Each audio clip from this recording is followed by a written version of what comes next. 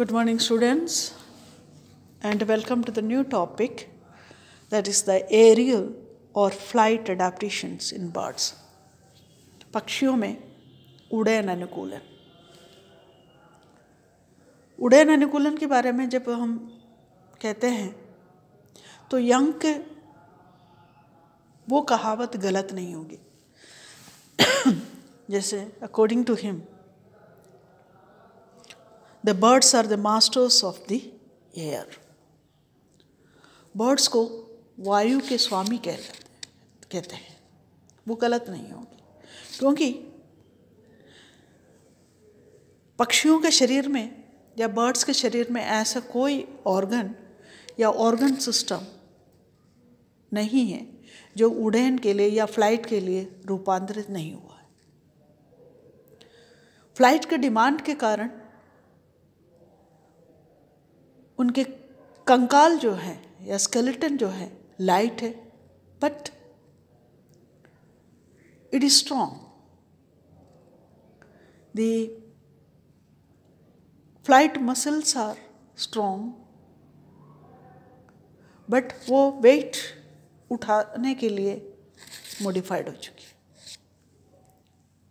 इसी तरह जो फदर्स है वो टेम्परेचर का प्रोटेक्शन करता है, मेंटेन करते हैं, और साथ ही जो उड़ान के समय प्रोपल करने के लिए या उद्यान एवं नोदन प्रदान करते हैं, और उनकी या बर्ड्स के आइस पूरे प्राणी जगत में सर्वाधिक तेज होते हैं। इसी तरह इन पक्षियों में चाहे एनाटॉमी हो, एम्ब्रियोलॉजी हो, फिजियोलॉजी या फिर जीवन पद्धति के प्रति इनके अनुकूलन पाए जाते हैं। ओके, तो अनुकूलन में ये जो टॉपिक में हम दो पॉइंट्स की या दो अनुकूलन पढ़ेंगे, एक एक्सटर्नल अडेप्टेशंस और दूसरे इंटरनल अडेप्टेशंस। तो ये जो वीडियो है इनमें we will discuss about the external adaptations only. Okay, तो सबसे पहले जो पॉइंट है that is the shape of the body. Okay, shape and compact body. तो पहले shape of the body. Okay, shape, we can say a body represents the sum of all its several adaptations. It possesses, the birds possess the streamlined spindle shaped body, and that body is perfectly designed to offer minimum resistance to the wind, and hence easily propelled through the air in the same manner as the fish swim through the water quite easily without any waste of the effort. यानी इसके शरीर जो है धारा रेखित एवं तर्करूपी है, जो कि एयर को मिनिमम रेसिस्टेंस प्रदान करने के लिए डिजाइंड होते हैं। इसलिए है बर्ड्स एयर में उसी प्रकार सुविधापूर्वक प्रोपल करते हैं जैसे फिशेस वाटर में स्विम करते हैं। Okay, next we can see the point that is compact body. Okay, compact body. Compact body is compact, light but strong dorsally and heavier ventrally. It helps in maintaining the balance in the air. The attachment of the wings high up on the thorax, the high position of such light organs as lungs, air sacs, and the low and central position of the heavy muscles, sternum, and digestive organs beneath the midline of the attachment of two wings and consequently low center of gravity are also structural facts of the importance. Okay, यानी compact body के बारे में यदि हम चर्चा करें, इनके शरीर डोर्सल भाग की ओर हल्का है परंतु मजबूत, और अधर की ओर ये हेवी है, किंतु शरीर वायु में बैलेंस बनाकर रखने के लिए, मेंटेन करने के लिए सहायता करता है। और फदर्स के जो वक्ष पर या थोरैक्स रीजन पर ऊपर की ओर संलग्न होना हो, लंग्स एवं एयरकोश, एयर सैक्स जैसे हल्के अंगों की उच्च स्थिति, और दोनों जो पंख हैं इनके संलग्न स्थल के मध्य रेखा, और इस सब के रिजल्ट परिणाम स्वरूप गुरुत्व केंद्र के नीचे भारी पेशियों, उरोस्थि और पाचन अंगों की नीची और मध्य स्थिति भी महत्वपूर्ण संरचनात्मक तथ्य है।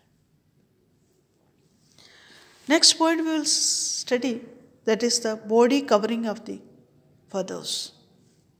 Body covering of the feathers.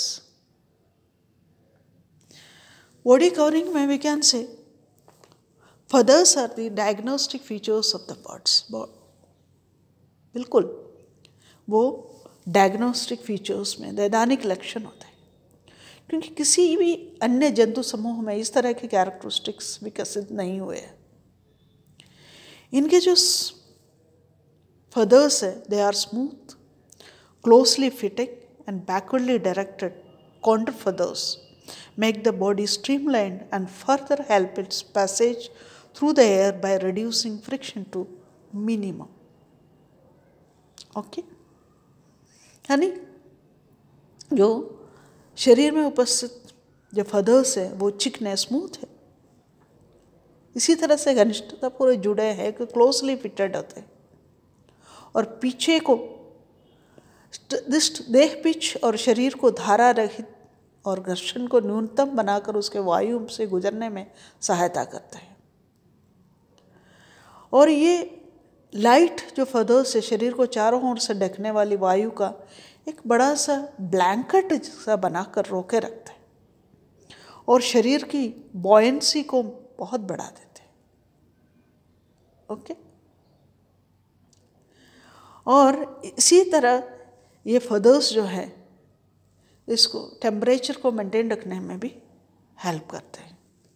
Okay, this is the diagram of the feather.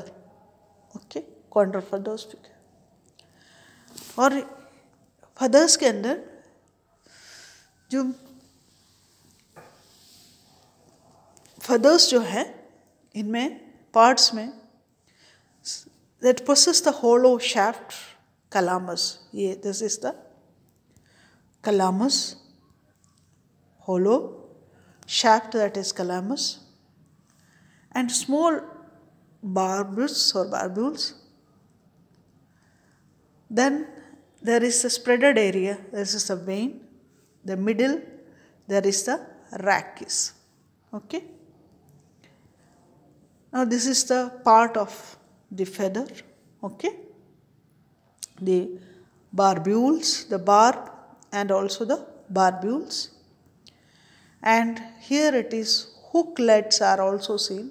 Okay, barbules and also hooklets are seen. Okay, now we can say these are the feathered types. Feather types are, see, the feather types are the tail feathers. This helps for flight. Then semi-flume, okay. Then the phyloflume, bristles and downy feathers, okay. So these are the different types of feathers used for flight, for maintaining the balance, for maintaining the temperature, etc. Okay. This is the structure of the whole body of the bird. Important characteristics इसमें हैं streamlining and lightweight in birds for flight. Lightweight. Lightweight में we will discuss the things. Okay, horny beaks, powerful flight muscles, forelimbs modified into wings. Okay, light but strong pneumatic skeletal frameworks, perching mechanism, bipedal locomotion, streamlined and spindle-shaped body, light insulating, feathery covering, and a mobile neck. Okay, these are the parts or the adaptations which are seen in the case of the birds, which helps for the flight. Okay, now next point we will discuss, that is the forelimbs modified into wings. Forelimbs modified into the wings. जो अग्रपाद है वो पंखों में रूपांतरित होते हैं, अग्रपाद, यानी forelimbs जो है that is modified into the wings. Forelimbs have been converted into the unique and powerful organs, the wings. इनमें जो अग्रपाद है वो एक यूनिक स्ट्रक्चर बनाते हैं जिसको कहते हैं wings. Okay, this marvelously designed structures equipped with the special flight muscles have been developed as instruments of propulsion through air. The elongated flight feathers of wings are called the remiges. The expanded membranous part of the vein of which remix forms is flexible and continuous surface for striking the air in flight. The flight feathers of a wing form a broad surface for supporting the bird in air. The particular shape of the wing with a thick, strong leading edge, the convex upper surface and concave lower surface causes reduction in air pressure and above and increase below with minimum turbulence behind. This helps in driving the bird forwards and upwards during the flight. Okay, you can say the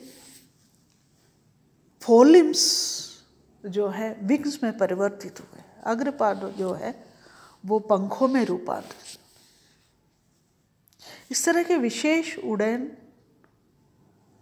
पेशियों से सज्जित ये अद्भुत रूप से निर्मित संरचनाएं वायु में नौदन के साधन के रूप में विकसित गई. ओके, पंखों के जो लंबे फ्लाइट जो फदर्स है, रेमिक्स कहलाते हैं इसको, और प्रत्येक रेमिक्स जो है या रिमिक्स जो है फैला हुआ जो पोर्शन है उसको कहते हैं वेन. उड़ान में वायु पर प्रहार करने के लिए एक लचीला और एक प्रॉपर सरफेस बनाता है. पंख के या विंग्स के और जो फ्लाइट फदर्स जो है बर्ड्स को वायु में थामने के लिए एक चौड़ा तल बनाते हैं और एक मोटे मजबूत अग्र किनारे या उत्तल ऊपरी तल और अवतल निचले तल सहित पंख का विशेष आकार वायु के दाब में ऊपर कमी और नीचे वृद्धि तथा पीछे न्यूनतम टर्बुलेंस उत्पन्न करता है. ये बर्ड्स को फ्लाइट में आगे और ऊपर उड़ने में हेल्प करता है. Okay, next shapes. Okay, shapes of the wing in different species of the birds. Okay, इनमें जैसे छोटे गोल पंख पेड़ पौधों के इधर उधर पंखों को तेजी से फड़फड़ा कर उड़ने वाले पक्षियों में जैसे बटेर हुए, गुरैया हुए आदि को विशेषता होते हैं. खुले आसमान में सक्रियतापूर्वक उड़ने वाले जो पक्षी है, जैसे पिजियन हो, आबामील हो, सीगल हो, इस तरह के पंख इनमें लंबे और पतले होते हैं। ओके, जैसे गोताखोर पक्षियां हैं, जैसे पेंगुइन है, ओक है, इनमें चप्पू जैसे पंख होते हैं। तो यहाँ जो दिए हुए हैं, दैट इज एग्जाम्पल्स में hawk and eagle, this long broad wings for strong soaring effortless flight. इस तरह के जो है लंबे चौड़े जो विंग्स है वो कहाँ पाए जाते हैं? हॉक एवं ईगल में। और लॉन्ग और pointed wings for fast flight, वो है swallow, Swift, humming bird etcetera. इसी तरह से नेक्स्ट है that is short rounded wings for speedy की, ओके, टेक ऑफ के लिए है। That is present in the Woodcock and grouse, pheasant etcetera. तो बर्ड्स के जो फ्लाइट के अनुसार हर स्पीशीज में पंखों की जो प्रकार होते हैं वो अलग अलग होते हैं। Now next one we'll study the short tail.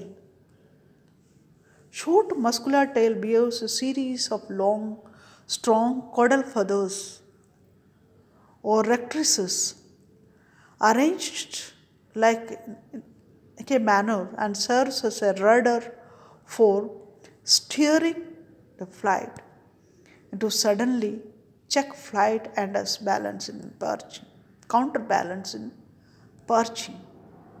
Okay, clear? यानी शरीर में एक छोटे से पूंछ जो है, शॉर्ट टेल पाए जाते हैं, किंतु वो शॉर्ट टेल में जो कॉडल फेदर्स है वो लंबे होते हैं, मजबूत होते हैं, परंतु हल्के होते हैं। वो पंखों की भांति उपस्थित होते हैं, पंखों की भांति उपस्थित होते हैं। और इस तरह के जो फेदर्स है उसको रेक्ट्रिसेस कहते हैं। ये स्टीयरिंग में, जब भी फ्लाइट जब उड़ते हैं तो स्टीयरिंग में अचानक उड़ान को रोकने या पर्चिंग में, ओके, पर्चिंग के समय, पक्षी साधन के समय उसका बैलेंस मेंटेन रखने के लिए एक, या उड़ान के समय एक रडर की भांति ये कार्य करते हैं। Short tail, this are the long tail, these are the long feathers on the short tail, you see, ये भी here also, ये भी जो है लंबे feathers जो हैं ये short tail के ऊपर पाए जाते हैं, इसके हेल्प करते हैं। Now presence of the strong beak, presence of the strong beak, okay, यानी इससे पहले जो feathers के रूप में या short tail के रूप में और भी कुछ बातें पढ़ सकते हैं। इनमें जो वृक्षों एवं झाड़ियों में पाए जाने वाले पक्षी हों, जैसे पैरट हो, पीकॉक हो, इनकी जो टेल है वो लंबी होती है। बट जो पिजियन है जिनमें जो टेल है वो चौड़ी होती है, जिससे ये अचानक जो फ्लाइट है वो बंद की जा सकती है। ओके, इस तरह से फ्लाइट के अकॉर्डिंग टेल जो है मॉडिफाइड होती है। Clear? The presence of the strong beak, presence of strong beak, यानी बीक में भी important है, that is the conversion of the forelimbs into wings is duly compensated by the presence of a bill or beak. The mouth is drawn into horny beak, which is used as a pair of forceps in picking up the things. Besides the procurement of the food, the beak is also used for nest building, which in other animals is done by the forelimbs.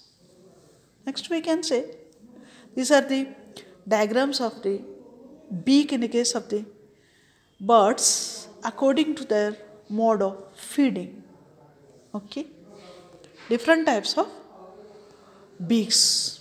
Okay, you can see the seed eating birds, then the fruit eating birds, and different types of beak, or the modification of the beaks in different species of birds according to their modes of feeding. Next, the mobile neck and also the bipedal locomotion, we can say. Next, the neck of the birds is very long and flexible. Since the bird's bill is used for feeding, preening, and nest building, offense and also defense, like mobility of the neck and freedom of movements of the head are also very important. And bipedal locomotion, the forelimbs being no longer available, the hind limbs or legs spring somewhat anteriorly from the trunk to balance, to support the entire weight of the body and locomotion, okay, on the ground or in water. Bipedality is the characteristic of birds as flight, since flightless birds have all retained the habit of walking on two legs. The legs are also relatively stronger. Okay, यानी द्विपादी प्रचलन है bipedal locomotion अग्रपादों के बिल्कुल उपलब्ध न होने से शरीर के संपूर्ण भार के संतुलन और बैलेंस के लिए तथा भूमि या जल में लोकोमोशन के लिए पश्चपाद या टांगें धड़ के कुछ भागों में कुछ आगे से निकलती, कुछ तो बाइपेडलिटी जो है पक्षियों की ऐसी विशेषता है जैसे उड़ैन, क्योंकि सभी उड़ैनहीन पक्षियों ने ही दो टांगों पर चलने के अभ्यास को बनाए रखा है। टांग लेग्स अपेक्षाकृत अधिक मजबूत होती है। तो अगली वीडियो में हम इंटरनल अडेप्टेशंस के बारे में अध्ययन करेंगे। ये वीडियो यहीं स्टॉप करते हैं।